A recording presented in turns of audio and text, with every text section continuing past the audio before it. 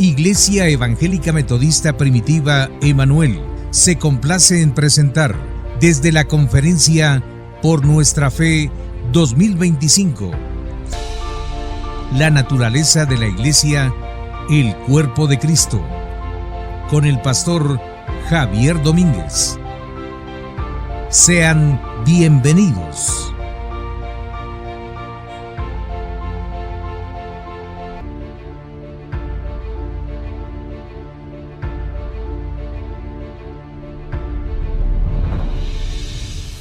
Quisiera hacer dos cosas. En primer lugar, quiero agradecerle al pastor Otoniel, ¿verdad?, presidente de la misión, a la junta directiva y a todos los involucrados, hermanos, de tener a bien haberme invitado acá a este lugar.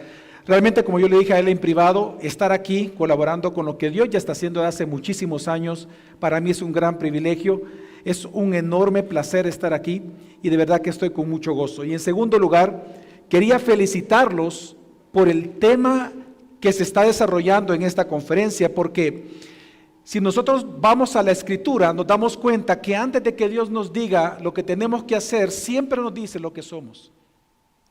Porque lo que hacemos no determina lo que somos determina nuestras acciones.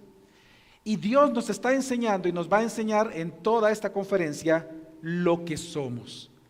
Y por lo tanto yo felicito de verdad a todo el equipo por el tema tan apropiado, más para tiempos como hoy, que se han elegido para esta conferencia. Pero estamos acá, hermanos, para nosotros ser ministrados por Dios a través de la palabra escrita siendo predicada. Así que quiero iniciar, hermanos, y quiero que me acompañen a la primera carta de los Corintios. Primera carta de los Corintios, capítulo 12. Y por el momento vamos a leer únicamente el versículo 12. Así que es 1 Corintios capítulo 12, versículo 12. Dice así la palabra del Señor. Porque así como el cuerpo es uno y tienen muchos miembros, pero todos los miembros del cuerpo, siendo muchos, son un solo cuerpo, así también Cristo. Hermanos, quiero que me acompañen a una oración solemne para dar inicio. En esta mañana, oh Padre Celestial, nos encontramos aquí como tus hijos, como necesitados de ti. Una vez más, nuestra alma, como aquel siervo que brama por las aguas, está clamando por ti, oh Señor. Estamos aquí agradecidos, con gozo, no solamente por la redención que has efectuado en nuestra vida, sino que nos das el privilegio de poder adorarte, mi Dios.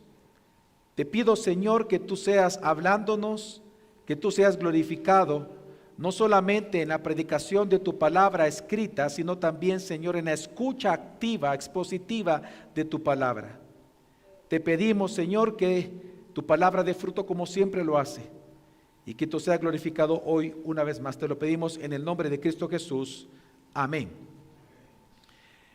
Hay una cita de Juan Calvino acerca de la iglesia que podría sorprender a muchos protestantes hoy en día. Calvino escribió que no hay otra manera de entrar a la vida a menos que la iglesia visible, que actúa como nuestra madre, nos conciba en su vientre, nos dé a luz, nos nutra en su pecho y por último, a menos que nos mantenga bajo su cuidado y guía. Esta frase de Calvino nos habla de para él la iglesia tenía tal importancia que él sabía que no podemos ser salvados aparte de la iglesia. Y no es que él creía que la iglesia salvaba, entendemos que es el evangelio, pero obviamente la institución, el organismo vivo que Dios ha dejado para predicar el mensaje es precisamente la iglesia. Y si para alguien que está acá resulta esta frase algo extraña, que la iglesia es la madre y que nos tiene que dar, amamantar, etcétera, por lo general es extraña porque hoy en el pleno siglo XXI tenemos una visión mucho más baja de la iglesia que del tiempo de Calvino en el siglo XVI. Hoy en día tendemos a ver a la iglesia como algo opcional, como la salvación vemos la vemos o la entendemos como algo privado en donde nadie más se puede meter. Y muchas veces entendemos incluso la adoración como algo personal. Hoy, por ejemplo, es muy normal que personas dentro de las mismas iglesias se preguntan, ¿yo por qué necesito ir a la iglesia?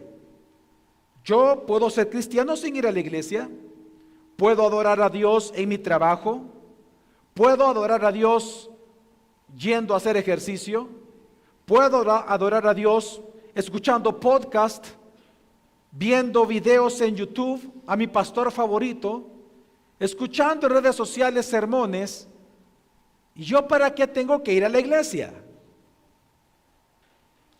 Cuando nosotros vamos al tiempo de la Reforma, nos damos cuenta que la Reforma en sí misma tuvo una visión muy diferente de la iglesia de lo que hoy nosotros entendemos.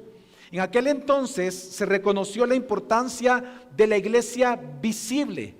Debemos de recordar esa distinción que hacemos en teología, ¿verdad? Entre la iglesia visible de Dios y la iglesia invisible de Dios. La iglesia visible de Dios, en donde se cuenta a trigo y a cizaña, es la iglesia que se ve, lo que toda persona nota. La iglesia visible, trigo y cizaña juntos. Pero la iglesia invisible, estamos hablando de la verdadera iglesia, de los verdaderos hijos de Dios, que solo Dios conoce. Pues bien, en el tiempo de la Reforma, no solamente se le dio importancia a la iglesia invisible de Dios, sino a la iglesia visible de Dios. Porque incluso a pesar del hecho de que esta iglesia es imperfecta en sus decisiones, imperfecta en sus políticas, imperfecta en su administración de los recursos, aún así ellos miraban que estas imperfecciones no debían de hacerlos huir de la iglesia. De hecho, ellos se dieron cuenta que la iglesia es el cuerpo de Cristo y como tal es indispensable en el plan de salvación de Dios, lo que predicó el hermano Otoniel acerca del plan eterno. Y los reformadores, hermanos, vieron esto claramente propuesto en la Biblia en pasajes como Romanos capítulo 1, versículo 25, Efesios capítulo 1, luego de lo que el pastor Otoniel también leyó del 22 al 23, Colosenses 1, 18, 19, Colosenses 1, 24, y así sucesivamente varios pasajes. Los reformadores los predicaron muchísimo acerca de este tema de la iglesia como cuerpo de Cristo, pero quizás el texto más claro y más útil para demostrar la necesidad de la iglesia es 1 de Corintios capítulo 12, versículos 12 al 27. En este pasaje es donde Dios quiso mostrarle al mundo lo que significa que pertenezcamos a la iglesia de Cristo y lo que significa como miembro de su cuerpo que es la iglesia. Hermanos, la iglesia no es un club religioso. La iglesia no es una organización humana sostenida por afinidades, por cosas en común. La iglesia es un cuerpo vivo y Cristo es su cabeza. Pero qué trágico es, hermanos, que hoy en día muchos hablan de la iglesia como que si fuera una institución o una organización entre tantas. Hoy se habla de la iglesia como una marca denominacional. Otros tal vez hablan como un evento semanal e ignoran el misterio glorioso de la naturaleza de la iglesia. Hermanos, la iglesia ni siquiera es nuestra, es de Cristo, no es de nosotros. Es el cuerpo de, esa preposición es de Cristo, formado y habitado obviamente y dirigido por el Espíritu Santo. De hecho, el pastor puritano Thomas Goodwin, él escribió y dijo, el Padre no dio a Cristo solo una corona, le dio un cuerpo. ¿Cuánta razón tuvo? De hecho, el Cristo exaltado que está actualmente en un estado de gloria, Él no quiso estar solo y quiso ser cabeza de un pueblo, y en esa unión es que está el mayor privilegio de nosotros los hijos de Dios, de sus redimidos, que somos miembros del cuerpo de Él. Así que cuando nosotros hablamos, hermanos, de la iglesia, hablamos del Cristo total, Cristo y su cuerpo, y por tanto no hay nada más solemne, no hay nada más santo, ni más glorioso que entender que somos la iglesia, que somos miembros de ese cuerpo glorioso de un Cristo exaltado en estado de gloria. Y la primera carta a los Corintios fue escrita precisamente a una iglesia que conocía bien la confusión Era de una comunidad, recordemos la iglesia de Corinto, era una comunidad llena de muchos dones, pero también de muchas divisiones. Una iglesia rica en conocimiento, pero muy pobre en amor. Había quienes se exaltaban sobre otros, despreciando incluso a los que consideraban menos espirituales. Y es en ese contexto de división y de caos que el apóstol Pablo levanta una de las metáforas más profundas del Nuevo Testamento, la iglesia como cuerpo de Cristo. Y desde el versículo 12 al versículo 19, de hecho Pablo enseña tres verdades esenciales para nosotros hoy entender lo que somos. Tres verdades son las que desarrollan. En primer lugar, como lo vamos a ver, que la iglesia es una unidad orgánica, muchos miembros, un solo cuerpo. En segundo lugar, vamos a ver que esa unidad proviene de una sola fuente espiritual y es el Espíritu Santo. Y número tres, que cada miembro tiene una función divina y es necesaria dentro del cuerpo. En otras palabras, hermanos, lo que estamos viendo aquí es que Dios, a través de Pablo, está enseñando que la iglesia en su naturaleza es un cuerpo vivo, pero formado y unido por el Espíritu Santo, donde cada miembro participa de la vida, de la misión y de la gloria de Cristo como su cabeza. Por ello, hoy, hermanos, yo tengo una intención en la enseñanza de esta mañana en el tiempo que tengo. Y quiero convencerte de que tú y yo debemos de participar de la iglesia porque ella es el cuerpo de Cristo. Tenemos que tener una participación activa todo el tiempo. ¿Por qué? Porque es el cuerpo vivo de un Cristo glorificado. Pero para entender entonces esta verdad, estudiaremos las tres preguntas que este texto responde. Del versículo 12 al versículo 13 se nos responde una gran pregunta y es: ¿qué es la iglesia en su esencia? Del versículo 14 al 17 se nos responde por qué el cuerpo tiene diversos miembros. Y del 18 al 19 se nos responde una tercera pregunta y es: ¿cómo Jesús ordena y sostiene este cuerpo? Así que empecemos, hermanos, dejando que Dios nos responda a la primera pregunta: ¿qué es la iglesia en su esencia? Lo primero que nos va a enseñar este pasaje es que la iglesia, hermanos, es una unidad viva y espiritual, formada, sí, pero también sostenida por el Espíritu Santo, donde todos nosotros los redimidos somos hechos uno en Cristo. Vamos a ver dónde dice esto, versículo 12 al 13, siempre del capítulo 12 de primera carta a los Corintios, dice así: porque así como el cuerpo es uno y tiene muchos miembros, pero todos los miembros del cuerpo, siendo muchos, son un solo cuerpo, así también Cristo. Porque por un solo espíritu fuimos todos bautizados en un cuerpo, sean judíos o griegos, sean esclavos o libres, y a todos se nos dio a beber de un mismo espíritu. Ahora, Pablo inicia, hermanos, este párrafo con una comparación tan sencilla, pero tan sublime a la vez, cuando dice: así como el cuerpo es uno y tiene muchos miembros. La palabra cuerpo está indicando obviamente un organismo vivo, no una estructura mecánica. Pablo no habla de una organización de personas, él está hablando de un organismo espiritual. En el cuerpo humano, obviamente, tenemos nosotros los seres humanos una multiplicidad de órganos y de funciones, pero solo una vida nos anima a nosotros. Y esa vida común dentro de la iglesia es lo que nos hace inseparables a nosotros. Por eso es que la frase que luego agrega Pablo cuando dice: así también es Cristo, esto es sorprendente. Porque Pablo no está diciendo, si te das cuenta, no dice: así también es la iglesia. Fíjate bien. Si nosotros leemos, perfectamente Pablo puede haber dicho eso. Dice: porque así como el cuerpo es uno y tiene muchos miembros, pero todos los miembros del cuerpo, siendo muchos, son un solo cuerpo, así también la iglesia. Perfectamente Dios pudo haber dicho eso a través de Pablo, pero no dijo eso. Dijo: así también es ¿quién? Cristo. Es decir, lo que está haciendo Pablo es identificando a Cristo con su cuerpo. En otras palabras, hermanos, Cristo y la iglesia son inseparables. Y esto resalta una gran verdad. que el Cristo glorificado continúa su presencia en la tierra a través de su cuerpo. Y lo repito, que el Cristo glorificado continúa su presencia en la tierra, pero a través de su cuerpo. Hermanos, la iglesia es el cuerpo viviente de Cristo. Y esto significa que Cristo no solamente tiene un pueblo, Él habita en su pueblo.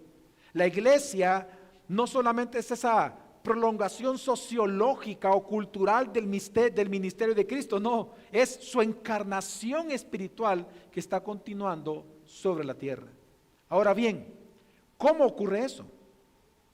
¿Cómo ocurre este gran milagro de este cuerpo llamado la iglesia en la tierra? Bueno, el apóstol Pablo explica que esta unidad del cuerpo sucede, como lo leímos, porque dice, por un mismo espíritu, que fuimos todos bautizados en un solo cuerpo. Aquí el verbo que Pablo está ocupando en griego, fuimos bautizados, no se está refiriendo, hermanos, al rito externo del bautismo en agua. Se está refiriendo a la obra espiritual del Espíritu Santo que nos introduce en Cristo. Todos los verdaderos cristianos hemos sido bautizados con el Espíritu Santo. Lo que enseña Dios es que el agente del bautismo es el Espíritu Santo, pero quien nos bautiza es Cristo. Así que el fundamento de la unidad de la iglesia, de la unidad del cuerpo de Jesús, aunque todos somos distintos, y si no, hermanos, veámoslo aquí mismo, todos los que estamos aquí somos distintos en carácter, en personalidades, en gustos, pero lo que a nosotros nos une es que todos fuimos bautizados por el Cristo mismo con un solo espíritu que está en todos nosotros. Y ese bautismo es lo que hace que la iglesia sea un solo cuerpo de Él. Y esto, hermanos, ¿qué significa? Significa que el Espíritu Santo es como el alma del cuerpo. Así como el alma humana anima, nos une, dirige nuestro ser, el cuerpo humano, también el Espíritu Santo es el quien da movimiento, es el que da vida y unidad a la iglesia. De hecho, el teólogo Robert Peterson lo expresa diciendo, el Espíritu es el vínculo de unión viva entre Cristo y los creyentes y entre los creyentes entre sí. Ahora, Pablo no queda allí. Él está hablando de la naturaleza de la iglesia y él ahora va a explicar quiénes son los que componen el cuerpo de Cristo. ¿Y quiénes son? ¿Acaso solamente los guatemaltecos componen el cuerpo de Cristo? No. Él dice, judíos o griegos, esclavos o libres. Pablo ahora está mostrando, hermanos, que ese bautismo con el Espíritu Santo no solamente nos une, sino que iguala en dignidad a todos los redimidos bajo una sola cabeza. Lo que está resaltando Pablo es que ninguna barrera étnica, ninguna barrera social, ninguna barrera cultural va a sobrevivir a la unión que provoca el Espíritu Santo. Y esto, hermanos, implica una gran verdad, que la unidad de la iglesia es espiritual, no es institucional. La unidad de la iglesia no se trata de jerarquías, de dominaciones ni afinidades culturales, sino de la comunión real con Jesucristo. Como lo enseñó nuestro hermano y pastor R.C. Sproul, quien ya murió, él dijo que la iglesia es una, no porque pertenezca a una organización, sino que porque confiesa a un solo Señor, una sola fe y un solo bautismo. Y la segunda metáfora, porque ahí ocupa Pablo una segunda metáfora, si hemos leído bien, la segunda metáfora que Pablo ocupa refuerza esta misma idea cuando él dice, y a todos se nos dio a beber del mismo espíritu. Y es que el verbo aquí en griego, dar a beber, evoca obviamente el acto de una sed muy profunda. Hermanos, no solo fuimos introducidos al cuerpo, sino que somos vivificados continuamente por medio del Espíritu Santo. Esto significa, hermanos, que la iglesia no tiene vida propia. La vida de la iglesia es el Espíritu de Cristo morando en medio de nosotros. Ahora, ¿de qué nos sirve entender este primer punto? ¿Qué estamos aprendiendo aquí? Bueno, hay varias cosas importantes.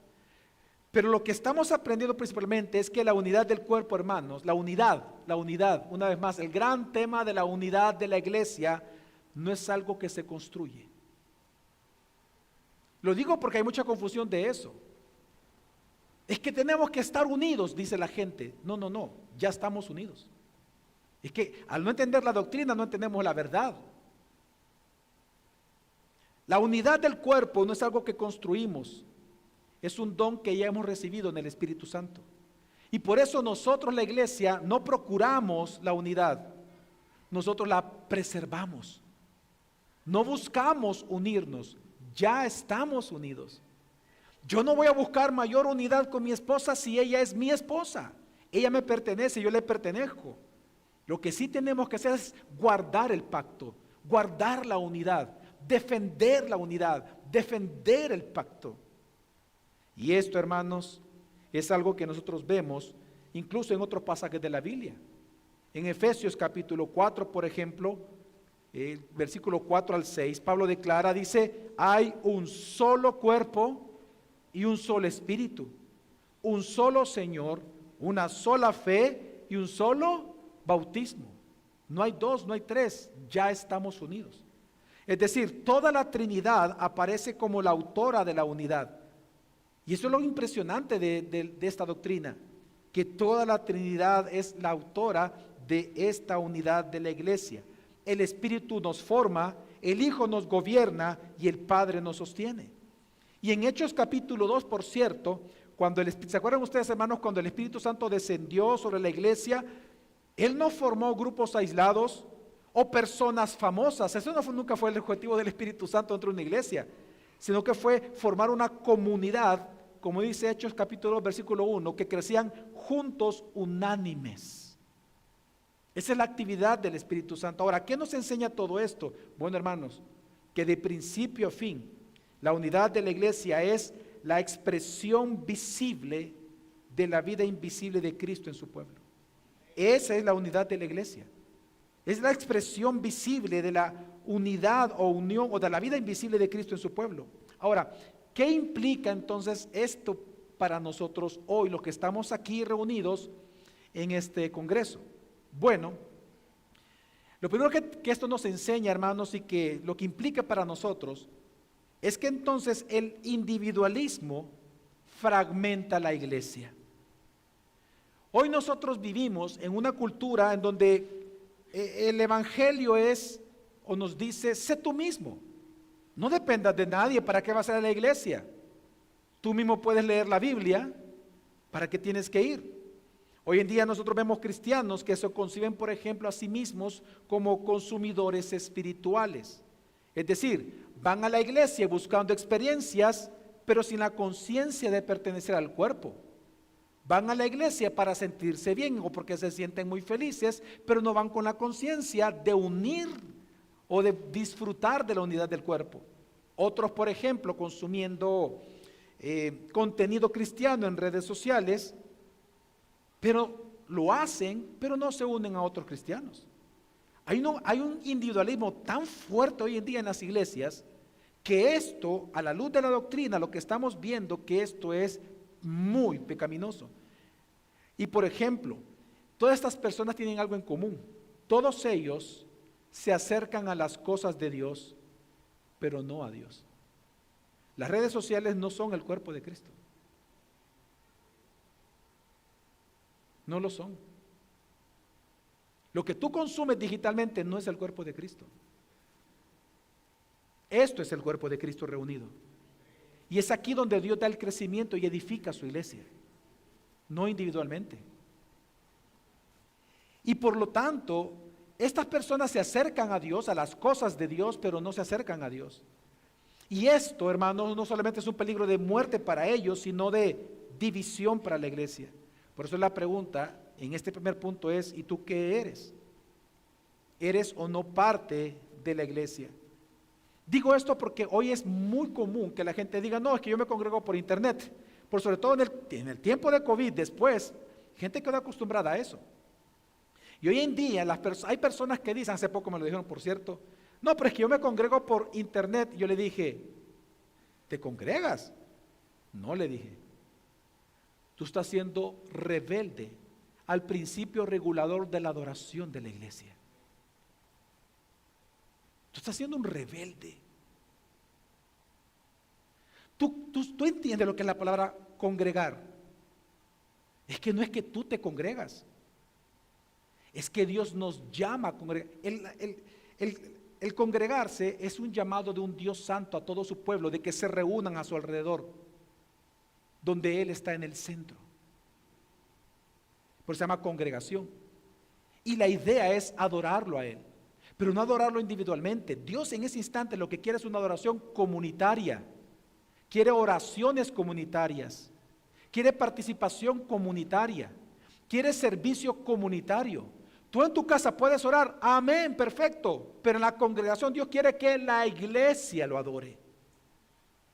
Y yo le digo a él, cuando tú dices que te congregas en internet, esa es una falacia, es un silogismo circular. Tú te estás negando a ti mismo. ¿No te estás dando cuenta que eso no es congregarse? Porque tú no estás a la par de tu hermano adorando a tu Señor. Tú estás sentado en un sofá, en una cama, parado, donde sea, escuchando algo, pero no es que te estás congregando. Lo segundo que nos enseña esto, una segunda implicación para nosotros hoy de este punto, es que el orgullo espiritual, hermanos, a la luz de esto, es sectarismo. El orgullo espiritual.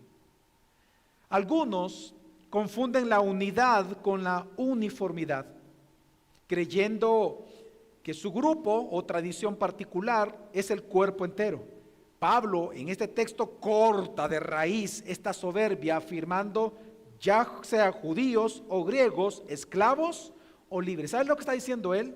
Ninguna cultura, ninguna clase social, ni tradiciones eclesiásticas poseen a Cristo en exclusividad.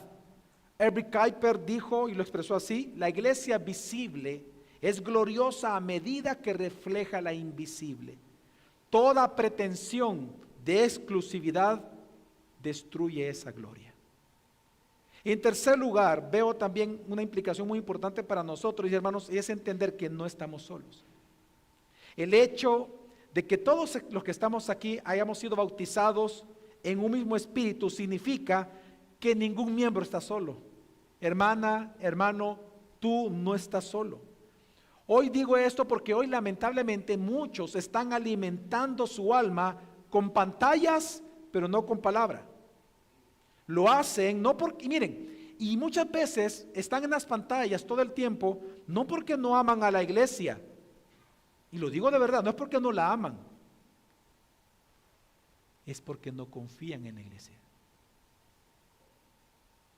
Y piensan, por ejemplo, que los trapos sucios, decimos en Salvador, ¿dónde tienen que ser lavados?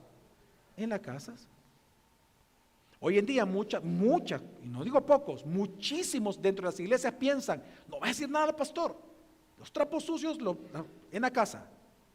O de repente una esposa, el esposo la ofendió o la ofende mucho, y se puede considerar hasta abuso, y él quiere hablar con el pastor, y resulta que el esposo dice, no lo hagas. No tiene por qué enterarse. Esa es nuestra relación. O los hijos. No, yo para qué voy a la iglesia a contarles si todo el mundo se va a enterar pronto.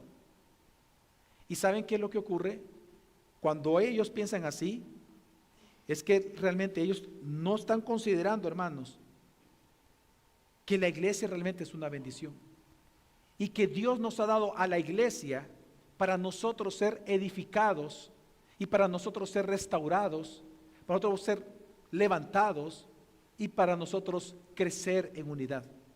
Hermanos, ellos piensan, al pensar así, que los trapos sucios se lavan en casa. Eso es una gran mentira, porque no es así.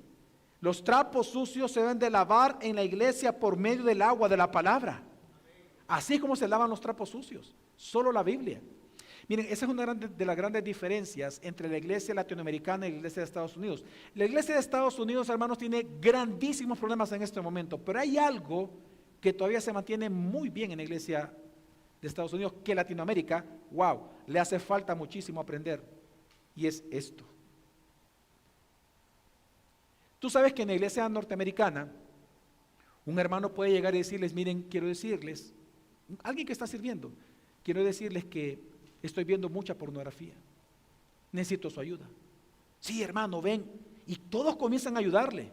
No lo ven como el raro, no lo ven como, tú eres pecador y yo soy santo. No, la iglesia se activa y todos comienzan a ayudarlo y ahí pasan semanas con él, ayudándolo. No hay miedo de hablar las cosas en la iglesia norteamericana todavía. ¿Por qué? Porque entienden que el cuerpo de Cristo, hermanos, el cuerpo de Cristo es el lugar donde la luz vence a las tinieblas. Es la iglesia, es el cuerpo de Cristo. Es aquí donde tú puedes confesar y ser restaurado, donde hermanos maduros pueden corregirte con mansedumbre, donde se ora por quienes han caído. Así que si eres, hermanos, de los que se ocultan en sí mismos o ocultan sus luchas, sus debilidades, y piensas que si lo compartes, eso va a ser peor para ti, no, hermano, eso va a ser mucho mejor para ti, porque el Espíritu Santo ocupará tu iglesia local para romper todo ídolo material, todo ídolo invisible o todo ídolo digital. Así que la primera verdad, hermanos, que estamos viendo, que define la naturaleza de la iglesia, es su unidad orgánica. Pablo nos está diciendo un solo cuerpo, un solo espíritu, una sola vida. La segunda verdad que vemos en este texto es una segunda pregunta que Pablo responde y dice, la pregunta es, ¿pero por qué el cuerpo tiene muchos miembros? ¿Por qué Dios no inventó otra cosa? ¿Por qué inventó una iglesia con tan distintos miembros? Bueno, la respuesta es bien simple y es porque Dios quiere ser glorificado en todo el mundo. Él quiere ser glorificado de todo tribu, pueblo, lengua y naciones. Lo segundo que nosotros aprendemos en este texto es que la diversidad de dones y de funciones y personas en la iglesia no amenaza a la unidad de la iglesia, sino que es una muestra de la sabiduría divina que compone su cuerpo para la gloria de Cristo. Quiero que me acompañen a ver eso ya textualmente, versículo 14 al 17. No lo hemos leído aún, así que lo vamos a leer. Dice, además, el cuerpo no es un solo miembro, sino muchos. Si dijere el pie, porque no soy mano, no soy del cuerpo, ¿por eso no será del cuerpo? Y si dijere la oreja, porque no soy ojo, no soy del cuerpo, ¿por eso no será del cuerpo? Si todo el cuerpo fuese ojo, ¿dónde estaría el oído? Si todo fuese oído, ¿dónde estaría el olfato? Ahora, hermanos, si nos damos cuenta, Pablo pasa ahora de la unidad a la diversidad. Como que fueran dos notas musicales, obviamente, que forman una misma armonía en la partitura de Dios. Antes nos habla de la unidad, hoy quiere enfocarse en la diversidad dentro de esta unidad. Y el versículo 14 comienza con una afirmación contundente, porque el cuerpo no es un solo miembro, sino muchos. Ahora, ¿por qué Pablo dijo esto? ¿Por qué Pablo es tan enfático y tan claro en decir esto? Bueno, porque aquí estamos viendo, hermanos, la oposición del apóstol Pablo a los dos extremos que habían en la iglesia de Corinto. Número uno, por un lado habían dos facciones. Por un lado se encontraban aquellos que despreciaban a los demás por considerarlos menos importantes. Yo predico, tú no, así que yo aquí soy el importante. Yo enseño, tú no, tú mueves sillas, así que yo soy el importante. Y por otro lado estaba la otra facción que se menospreciaban a sí mismos por no poseer dones tan visibles como los de los demás. Es como que si aquí, por ejemplo, en este momento alguien se sienta mal porque el otro sirve más visiblemente, o que alguien sea más popular que él en la iglesia, o que alguien se sienta de menos porque tal vez viene de una familia más humilde y tal vez la iglesia está llena de muchos renombres de apellidos. Así que habían dos facciones, los que se miraban de menos y los que se miraban de más. Entonces, para corregir ambas tendencias, Pablo usa una imagen extraña, porque lo es, pero muy poderosa. Él hace que los mismos miembros del cuerpo se hablen a sí mismos.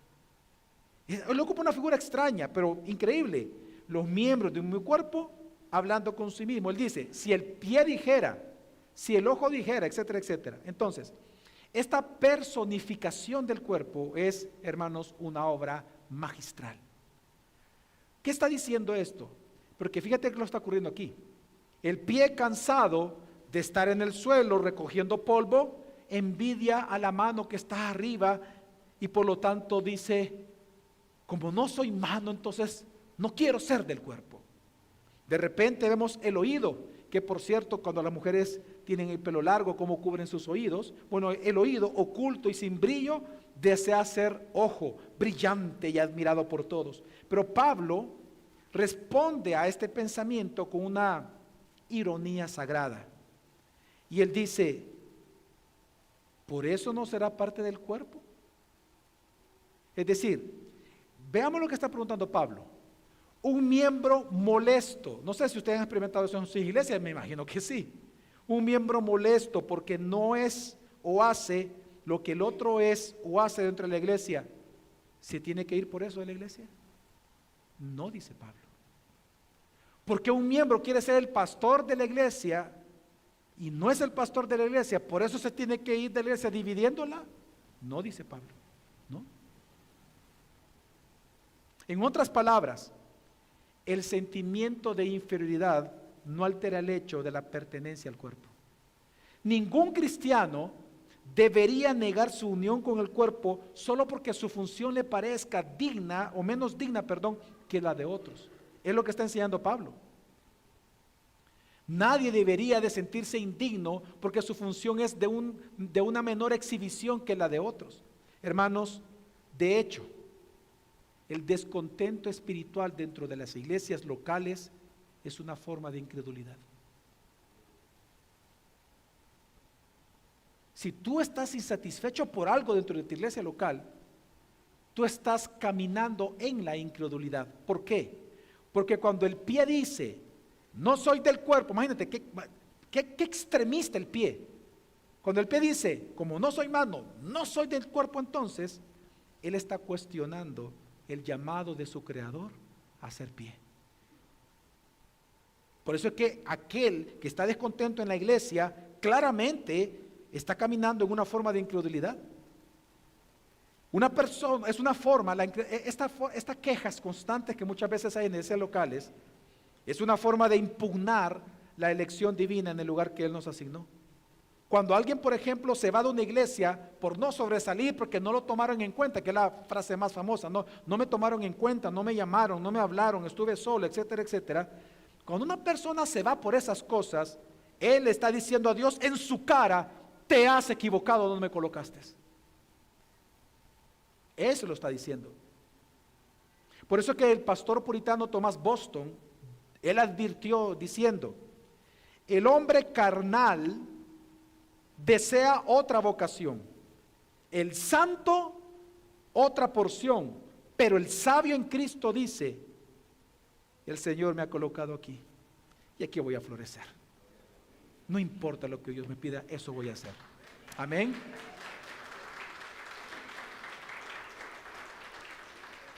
Y voy a hacer una pregunta retórica, nadie vaya a levantar su mano. Es punzante. ¿Cuántos de los que están aquí han florecido en una sola iglesia? ¿O son como cactus espinosos que van pasando de maceta en maceta? Cuidado, no levante su mano. Pero analízalo en tu corazón, porque recuerda, el descontento espiritual es una forma de incredulidad. Le estás diciendo en la cara a Dios, te equivocaste conmigo, yo debería ser el pastor de esa iglesia. Yo debería ser el que esté cantando, no él. Yo debería ser el que esté en la parte de allá de la computadora y no el hermano Elvis. Pero luego, hermano, Pablo lleva este argumento al absurdo. Cuando dice, si todo el cuerpo fuera ojo, oiga bien la frase, si todo el cuerpo fuera ojo, ¿dónde estaría el oído? Miren, esta hipérbole está enfatizando que la uniformidad destruiría la vida misma del cuerpo. ¿Por qué? Porque un cuerpo, pensemos en nuestro cuerpo humano, un cuerpo compuesto de un solo órgano no sería un organismo. ¿Saben qué sería? Un monstruo. Claro. Así la diversidad de los miembros en una iglesia no es un defecto en el diseño de Dios, en el plan eterno de Dios, sino es su perfección. Veamos, por ejemplo, en Éxodo capítulo 31, versículo 1 al 6, dice la Biblia que Dios llenó a Bezaleel y a Oholiab con diferentes habilidades para construir el tabernáculo. Uno trabajaba el oro, otro la madera, otro el tejido. Y así el tabernáculo obviamente fue completo cuando todas las manos obedecieron su llamamiento distinto. En Nehemías capítulo 3 leemos que cada familia construye una parte del muro. ¿Y saben qué aprendemos, por cierto, ahí en Nehemías 3? Nadie lo hace todo, pero todos hacen algo. Y es allí donde vemos que la obra avanzó tanto, y quiero leer Nehemías 3 cuando dice que avanzó, la obra avanzó porque el pueblo tuvo ánimo para trabajar. Así que, hermanos, en este pasaje el apóstol está enseñando con una, llamémosle, precisión anatómica varias cosas. Número uno, que la diversidad, hermanos, es parte esencial del propósito creador de Dios. Hermanos, Dios no solamente nos ha unido, sino que Él nos ha ordenado con diferencias para la edificación mutua. Tú me necesitas, yo te necesito y todos nos necesitamos. Amén.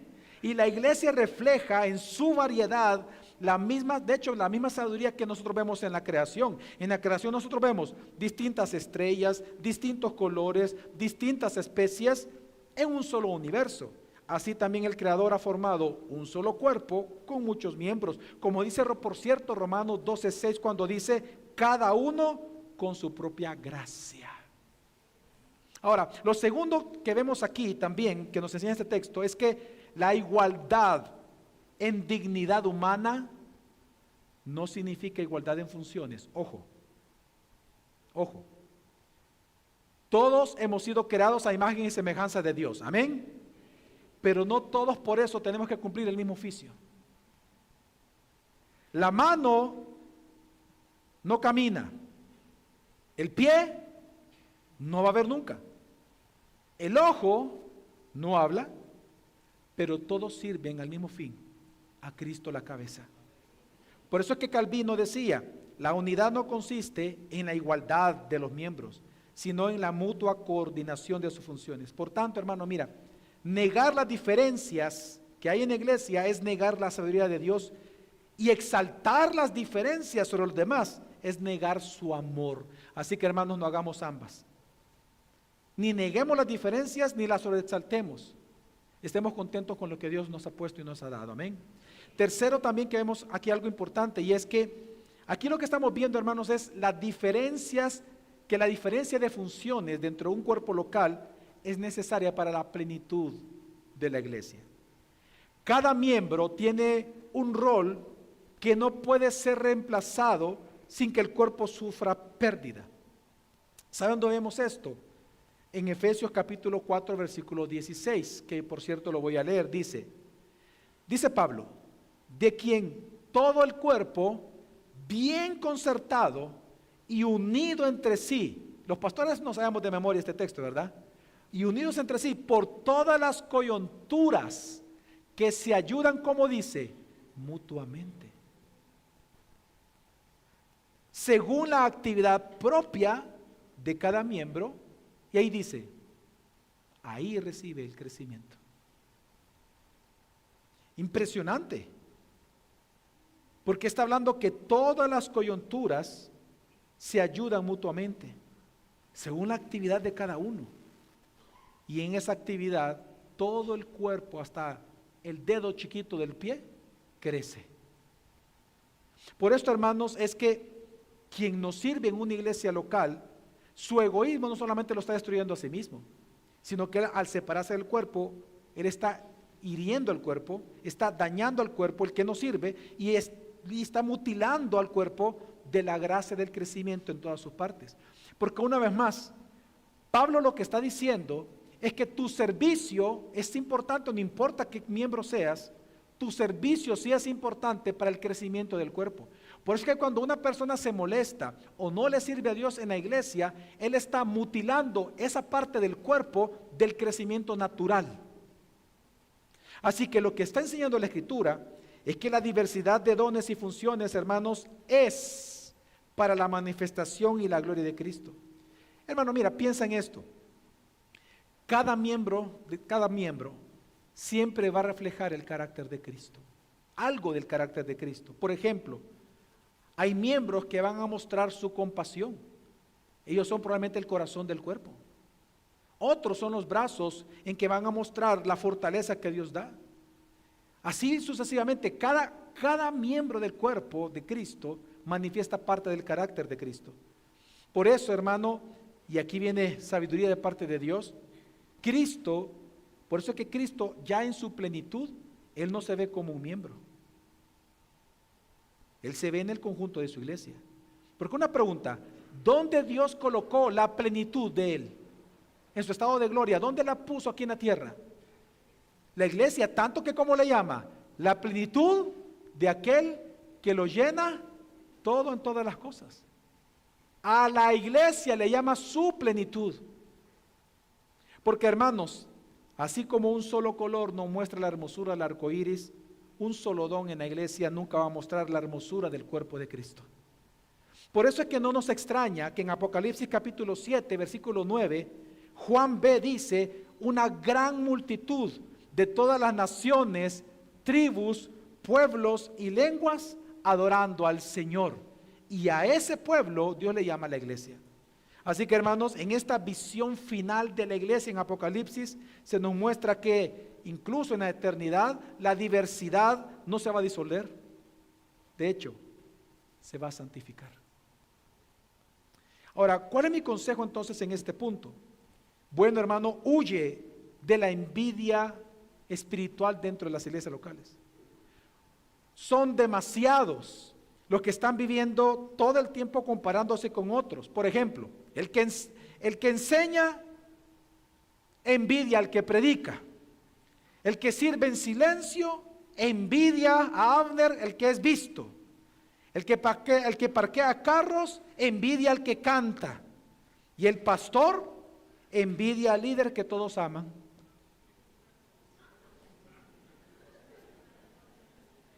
Todos son un grupo de envidiosos. Nada. ¿Qué tenemos que hacer, hermanos? Recordar que tu llamado no es menos divino porque sea menos visible. Hermanos, la iglesia no necesita que tú seas una copia de otro. ¿Sabes lo que la iglesia necesita? Que seas fiel en tu función. Eso es lo que Dios manda. Así que la pregunta no tiene que ser ¿qué rol yo quiero tener en esta iglesia? ¿Qué rol quiero ver? No, la pregunta es, ¿estoy siendo fiel al rol que Dios me ha entregado? Segunda implicación segundo consejo que doy en este segundo punto, y es, huye del elitismo ministerial. En algunas iglesias se valora más el púlpito que el servicio, el dar más pisto que la compasión, más dinero que la compasión. Pero el cuerpo, hermanos, no se sostiene por los órganos que brillan. Tú entiendes eso, ¿verdad? El cuerpo humano no se sostiene por los órganos famosos o por los órganos que brillan. Se sostienen por aquellos que trabajan sin ser vistos. R.B. Kuiper, él decía, el ojo puede ser hermoso, pero si el corazón deja de latir, el cuerpo muere. Hermano, tú eres indispensable dentro del cuerpo de Cristo. Como miembro eres indispensable. El que ora, el que anima, el que limpia, el que hizo los baños, el que da para hacer los baños, el que enseña, todos son necesarios. Todos. Hoy que veníamos entrando aquí a la iglesia, uno de los hermanos de esta iglesia le dice al pastor, pastor, aquí tengo limones, si quieres lo repartimos al final. Y entonces me dice el pastor, claro, me dice, ¿cuál fue tu frase que me diste? Toda ayuda, me diste, creo, ¿verdad? Venía y me dice, todo lo que ayuda, me dice. Amén, le digo yo. Claro, es por esto. Porque al final todos somos necesarios. Así que, pero en tercer lugar, hay una tercera pregunta que responde este texto, y con esto quiero ir concluyendo, y es, ¿cómo Jesús entonces sostiene este gran cuerpo que Él tiene llamado a la iglesia? ¿Cómo lo sostiene? Bueno, lo que vamos a ver es que Jesús sostiene a su cuerpo colocando sabiamente a cada uno en el lugar en donde Él va a ser más glorificado.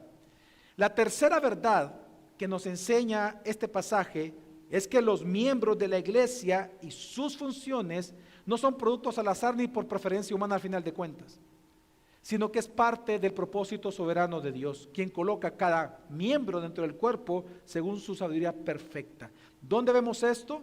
En los últimos versículos que vamos a analizar en esta tarde y esta mañana, y es 18 y 19, dice así: mas ahora Dios ha colocado los miembros de cada uno de ellos en el cuerpo, como Él quiso.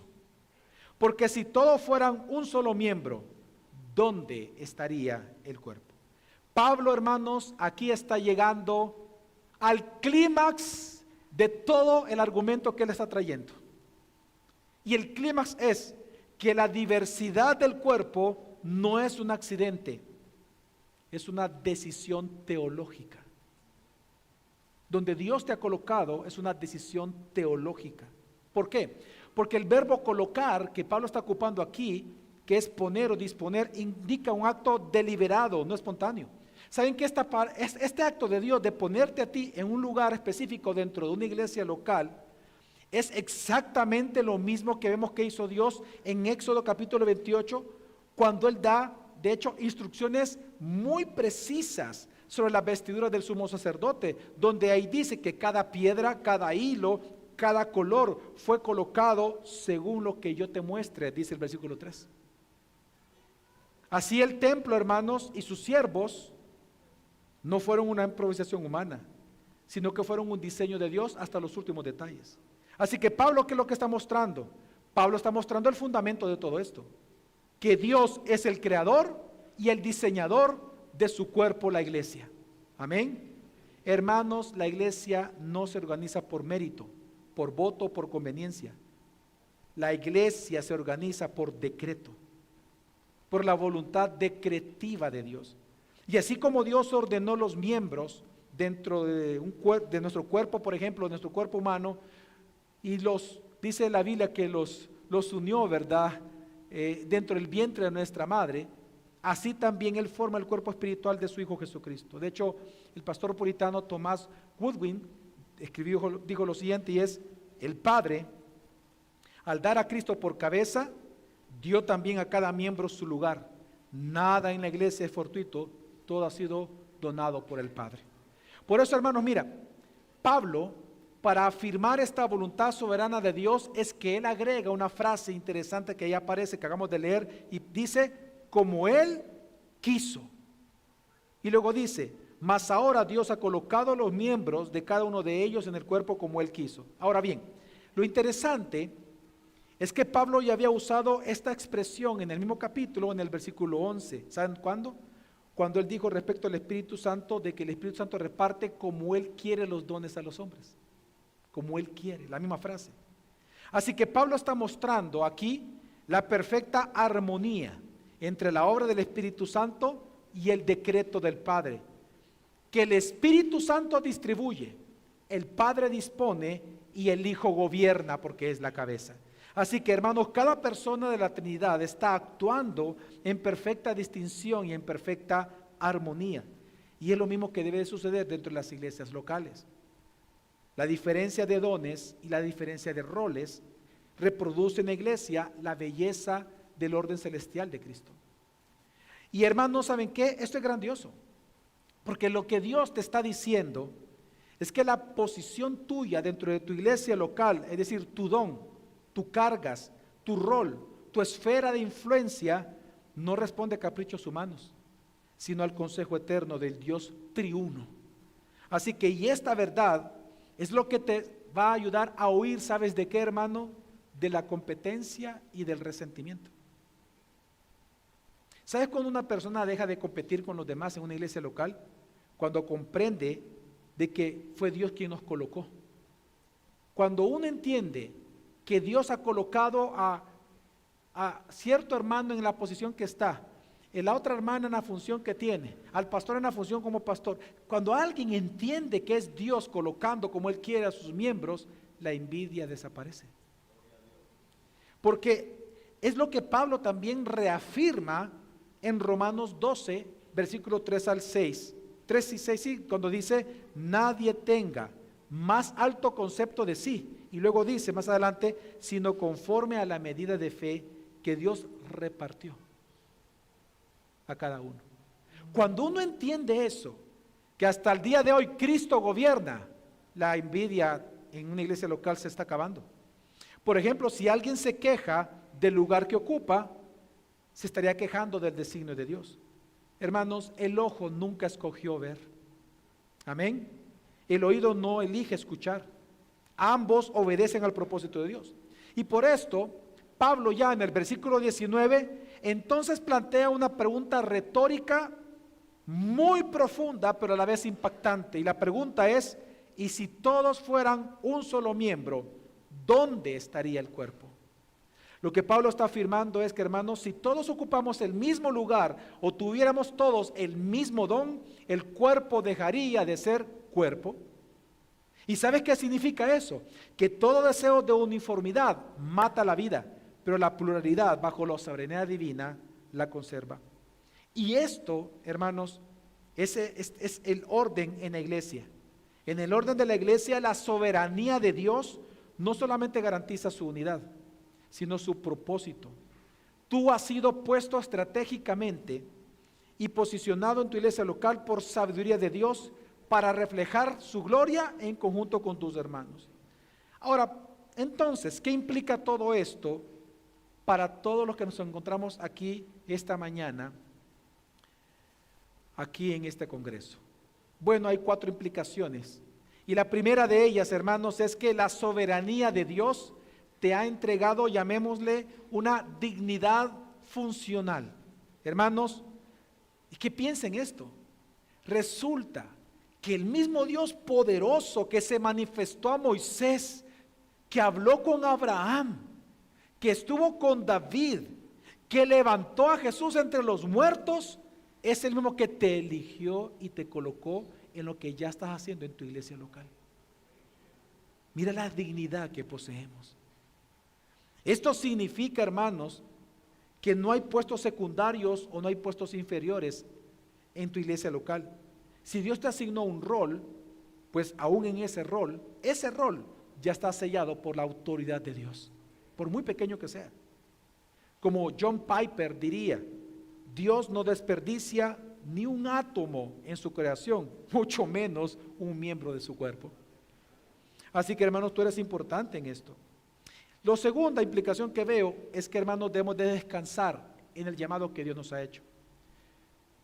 Yo veo que muchos viven angustiados buscando su lugar en la iglesia, como si de ellos dependiera, pero este texto nos recuerda que Dios ha colocado a cada uno como Él quiso. Así que, hermano, si tú ya estás en Cristo, ya estás en el lugar correcto dentro de su cuerpo.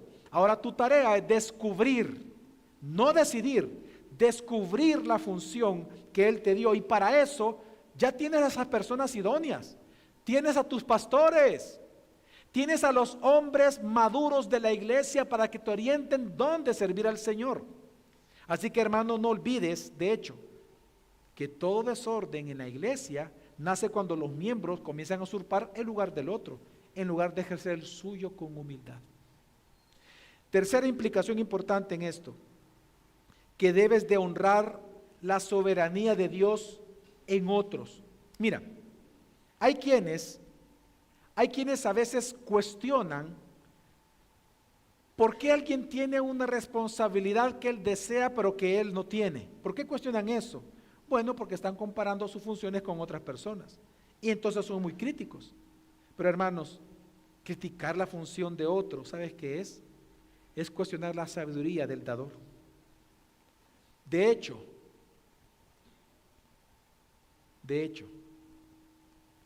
la envidia es ateísmo práctico. ¿Sabes por qué? Porque el que envidia está negando que Dios sabe lo que Él está haciendo. Así que huye de toda envidia. Deja ya de compararte. La comparación es una enfermedad del cuerpo. ¿Sabes qué? mejor celebra la gracia ajena. Ama la gracia de Dios en otros, porque al hacerlo estará glorificando a Dios que la reparte. Así que no olvides esto, hermano, que el cuerpo sin cabeza, imagínate un cuerpo real, un cuerpo sin cabeza es cadáver. El cuerpo sin un espíritu es una estatua. Y el cuerpo sin amor es un escándalo. Así que ama la gracia de Dios en los demás. Y por último, una última implicación importante. Debes de confiar en la dirección de nuestro Señor Jesucristo sobre tu iglesia local. No podemos negar que aunque el caos del mundo nos va a afectar, la corrupción religiosa nos amenaza y es más, y los errores humanos nos desafían, aún así podemos descansar en esto, que Cristo sigue ordenando y gobernando su cuerpo. Así que, hermanos, Él quita, Él pone, es decir, Él está haciendo todo el tiempo, Él limpia, corrige, añade, enseña. Así que, aunque los miembros incluso cambien en una iglesia local, Él los está colocando en el cuerpo como Él quiere. Hermanos, Dios es inmutable. No hay fractura que Él no pueda sanar en una iglesia local. No hay miembro que Él no pueda restaurar. Pero si eso es cierto, entonces, hermanos, debemos de entender que Dios siempre se va a glorificar en todas las iglesias locales. Hermanos, para concluir, ¿qué hemos contemplado juntos en esta mañana?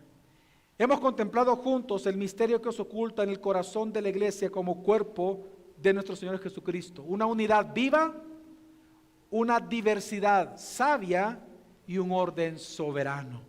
Hemos visto que la naturaleza de la iglesia como cuerpo de Cristo en esencia entonces es cristocéntrica, neumatológica y teocéntrica. Cristo es la cabeza que gobierna. El Espíritu es el que da vida a todo el cuerpo y el Padre es el gran diseñador que está ordenando dentro de su cuerpo. Pero ahora, permíteme hacerte una pregunta, hermanos. ¿Tú eres realmente parte viva del cuerpo de Cristo o solo eres un espectador de los movimientos dentro de ella? ¿Sabe por qué lo pregunto? Porque hay quienes se sientan cada domingo entre los miembros del cuerpo, pero el pulso del Espíritu Santo no late en ellos. No sirven, no oran, no aman, solo ocupan una silla. Son miembros sin sangre. Son extremidades dormidas. Y ay de aquel que sea así, porque un miembro sin vida al final no pertenece al cuerpo, pertenece al sepulcro. Así que si esto pasa contigo, arrepiéntete y cree en Jesús. Arrepiéntete y cree en Jesús. Solo viendo su gloria como Salvador, que murió por tus pecados en la cruz, es que vivirás y querrás vivir para Él. Pero hay otro grupo de personas también dentro de las iglesias, que están dentro del cuerpo, que se sientan los domingos, pero tienen un corazón dividido en ese momento. Envidian al ojo, desprecian al oído, compiten con la mano y a la vez que murmuran, es como que se están clavando una espina en el costado del cuerpo de Cristo. Si eso es así contigo, hermano, no olvides que quien hiere a un hermano toca al Cristo que lo habita. Así que arrepiéntete de eso. Recuerda que Cristo no te salvó para que vivieras amputado del cuerpo. Intégrate al cuerpo. Pero por último, está siempre el remanente fiel. Hay otros que aunque son fieles sirviendo, pero ¿sabes qué pasa? Que con algunos de ellos se ven insignificantes. A ellos les digo, ánimo hermano. Tu valor no se mide por tu visibilidad, sino por tu obediencia. Y recuerda, no existes para ser admirado, sino para que Cristo, tu cabeza, sea glorificada. Para eso tú existes y para eso tú sirves. Para que Cristo sea glorificado. Así que hermano, si por tu servicio otros reciben el amor de Cristo, tú has ganado el premio. ¿Sabes cuál es el premio? Que un día oirás la voz de tu Maestro, la voz de tu Señor y Salvador, diciéndote al final de tus días, buen siervo fiel. No popular. Él no te va a decir buen siervo popular. Oh, cuánta habilidad tú tenías para cantar. Oh, cuánta habilidad tú tenías para predicar. No. Buen siervo fiel en lo poco. No poco. En lo poco fuiste fiel, yo en lo mucho te pondré. Entra al gozo de tu Señor. Hermanos,